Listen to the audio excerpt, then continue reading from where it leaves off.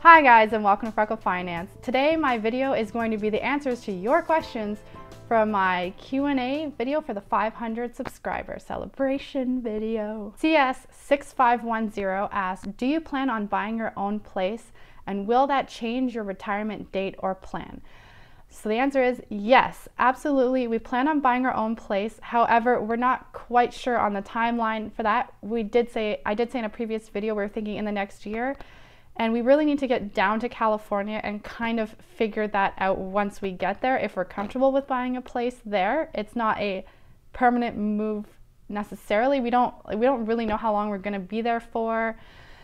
But it will not change our retirement date because we still plan on retiring into the same city that we initially planned on retiring. So it's the same dollar value that we need, and that plan had always included buying a house in that area. So it does not affect our retirement date. Sarah Sheehan asks, do you have any recommendations on gifting on a budget? So I do have at least one video on that, and I will link that down below. I would say that depending on the situation, it is different. So if it's for like a Christmas present or a birthday present, I really think that you can gift your time. You can give like a coupon thing, etc. You can do that, I still think, with a wedding. However, when it comes to weddings, there's some people who might not think that's acceptable, and it's really up to you to decide. Get to know the person, or you should hopefully know the person you're buying this gift for, and think if they will accept time as a gift. If they won't, I would try to buy a present instead of giving cash, because you can find some really, really good deals on items, and that can help you save the money while still making you feel and it looking like you spent more money than you did. And essentially the thing could be worth the amount of money you would have paid. And her second question was, do you have any tips on socializing with coworkers at a new job so that you don't have to spend a bunch of money? I would say that maybe limit the amount of time you do go out with the coworkers. I'm assuming this is sort of for lunch or maybe after work drinks. So while you may feel like you need to go out every single night or go out for lunch every single day, because that is common in some offices, I don't think you necessarily need to go more than once a month, and find other places in your budget. It's really up to you to figure out if networking is very important. Networking can definitely improve your ability to get a better job in the future, so it is important, and you need to take that into consideration too. How much is the cost now to possibly future earning potentials later? But just limit the amount of time that you do go. I don't think every day is absolutely necessary. I have personally never really gone out to lunch or drinks or anything like that with coworkers, but I've also worked generally in an environment where everyone brought their lunch or people went out to lunch on their own, and it wasn't really a group thing. Freedom in a Budget asks, if you could travel anywhere, where would you travel? So right now, I would probably go to Peru, but to Machu Picchu, I think that's how you pronounce it, in Peru. However, honestly, I want to travel so many places. Philippines, Japan, you name it. Right now though, the top one is Peru that I want to go to, but I am seriously like really into traveling. I want to go everywhere, see all different cultures, a lot of nature stuff, which is kind of a bit of Machu Picchu, as well as like ancient history, and that stuff's all really cool. But yeah, Machu Picchu in Peru. Jenny Banana asks, was your husband always on board with your frugal lifestyle, and any tips on how to get a free spirit husband or partner to get on board with a similar lifestyle? So my husband and I have both always been quite frugal. In fact, he is more frugal than me. I actually do spend more money than him. But there has been stages where kind of one of us is into something a little before the other, but it's pretty much just telling the other person about it and the other person gets on board. However, when it came to investing, especially in individual stocks, that was hard for him to get me on board, but he showed me the data, he showed me graphs, and he did get me on board. I would say probably just showing proof and evidence that, you know, in the long run, this is effective. If you haven't heard of Mr. Money Mustache, getting him to read up on his blogs, Mr. Money Mustache, would be very good, although he is, like us, geared more towards early retirement than strictly just frugal living. As well, the former Mrs. Jones has, I think, at least 2 videos on how she got her husband on board, and there's one actually from his perspective, and I will link those down below for you, so hopefully that will help you. Fanny M asks, how do you keep your sinking funds, in cash or in several different accounts?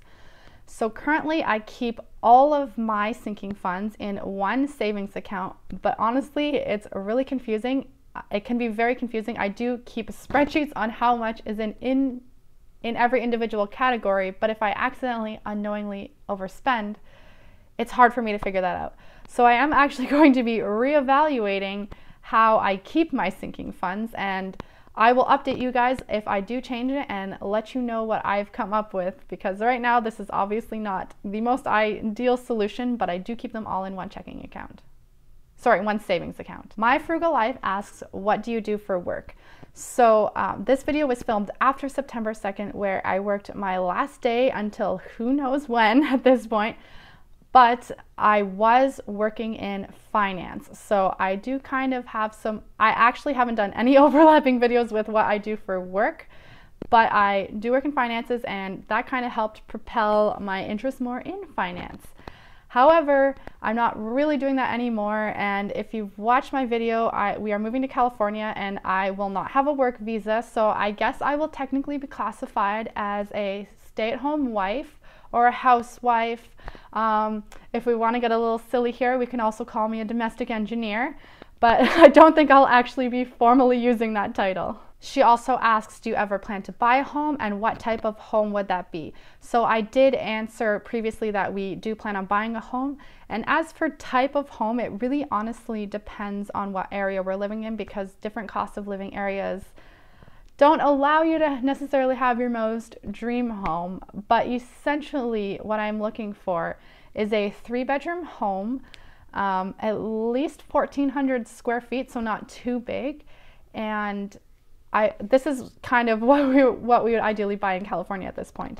I do hope to have 2 bathrooms, one with an ensuite, and a 2-car garage. I want that kind of in California because they don't generally have basements where people often store stuff in basements, so maybe there'll be another storage solution. But that's the kind of thing I would love to have a single detached house. That might not happen, so I may not get a backyard or anything. It might be more like a townhouse.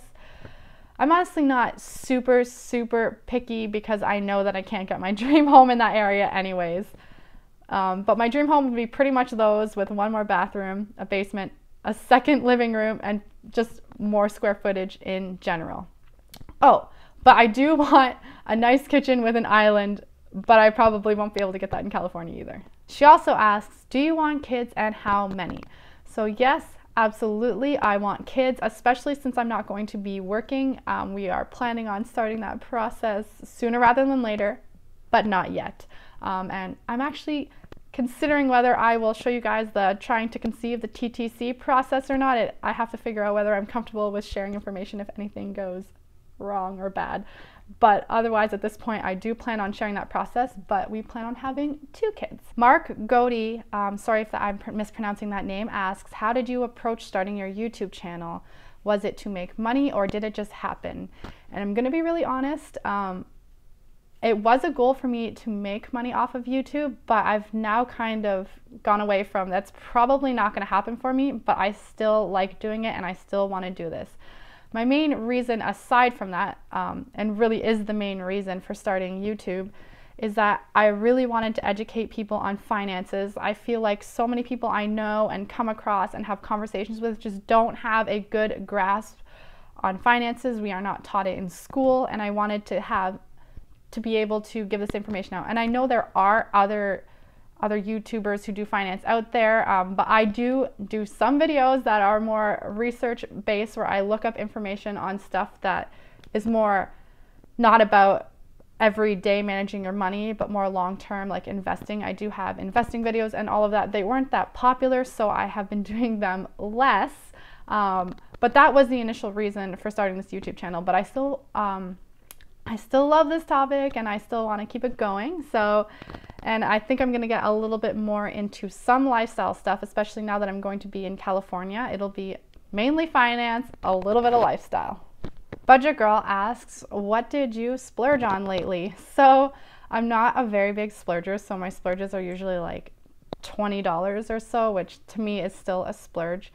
But I did go to the Canadian National Exhibition 3 times, so I would consider that a splurge, as well as I did go to a vegan, gluten-free restaurant, which I am not vegan or gluten-free. I just wanted to try it out, and also the food was healthy, and so I spent $20 on basically a salad and a milkshake. I did enjoy it, but it was a little bit silly. So those are probably my biggest splurges. Actually, in relation to the Canadian National Exhibition, the biggest splurge is probably buying the food there, because I was usually coming from work and I didn't really have a way to easily bring food that I wanted to carry around with me and all that stuff. So those are my biggest splurges lately. And lastly, Wendy Valencia asks, tell us what you love most about your significant other. So you don't even, this question's crazy, because I'm definitely someone who gets really uncomfortable and awkward trying to talk about this stuff, so I normally don't, but I'm gonna do it for you guys today. So weird facial expressions are about to happen, because this is a very difficult topic to talk about, even though it shouldn't be. So my husband is a very, very hard worker. He's very career focused, but he's also very family focused. And those are kind of the initial things that, once I discovered them, I really, really liked about my husband. He's also very easygoing and kind of gets along with everybody. And that's a really great quality, which I have leaned more towards, learning from him on that, because I'm someone who gets along very, very well with a lot of people, but I just haven't always gotten along 100% with everyone quite like he has. And he just always has like a happy demeanor. You don't find him too often pouting or angry or anything like that. He'll also find this one kind of funny, because I always complain about it, but he definitely shows me a lot of attention, and he compliments me a lot on the fact that I keep the house clean, that my cooking's really good. So he's very, very good at that aspect, even though I'm like, are you gonna tell me this again? So yes, those are some of the many things that I love about my husband. I don't know that I have a favorite though. There were 3 other questions that were asked in relation to how do I calculate my retirement date, what is my retirement number, and what do I do in my free time. And I'm actually going to do 2 videos, one with the retirement date and how I calculate, and the second one on hobbies, because I believe that they are too long of a topic to add into this, and the other one is just too complicated to add into a video like this. So I'm going to answer your questions. They're just going to be done as separate videos. If you're new to my channel or you haven't clicked subscribe already, make sure you click that subscribe button below, as well as a thumbs up for learning more about me. And remember, no matter what your financial situation is, make sure to have a great day. Bye.